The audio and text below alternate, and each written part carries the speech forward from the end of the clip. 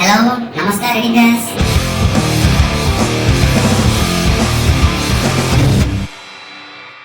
So editors, இன்னைக்கு வீடியோல நம்ம ஒரு ஃபைலை இம்போர்ட் பண்ண பிறகு நம்ம தெரிஞ்சுக்க வேண்டிய 4 முக்கியமான பேனல்ஸ் பத்தி தான் இந்த வீடியோல நம்ம பார்க்க போறோம். Source monitor, program monitor, project monitor, timeline monitor. அப்படினா இப்போ நம்ம ஒரு வீடியோவோ இல்ல போட்டோவோ நம்ம வந்து இம்போர்ட் பண்ணிட்டோம். சோ அந்த ஃபைலை வந்து நம்ம பார்க்கணும்ல.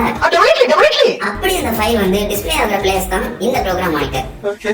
அடுத்து இப்போ நம்ம வந்து மல்டிபிள் ஃபைல்ஸ் வந்து நம்ம வந்து இம்போர்ட் பண்ணுவோம். சோ அந்த ஃபைல்ஸ் எல்லாம் நம்ம வந்து எந்த இடத்துல பார்க்கலாம் அப்படின்னா இந்த ப்ராஜெக்ட் மானிட்டர்ல வந்து அதை பார்க்கலாம். ஓகே. இந்த டைம்லைன் மானிட்டர்ல தான் நம்ம இம்போர்ட் பண்ற ஃபைலை வந்து மூவ் பண்றதா இருக்கட்டும் சரி, கட் பண்றதா இருக்கட்டும் சரி, காப்பி அண்ட் பேஸ்ட் பண்றதா இருக்கட்டும் சரி, நம்ம எப்படிலாம் எடிட் பண்ணணும் அப்படின்னு நினைக்கிறோமோ அதை எல்லாத்தையும் நம்ம இந்த பேனல்ல தான் பண்ணுவோம். ஓகே.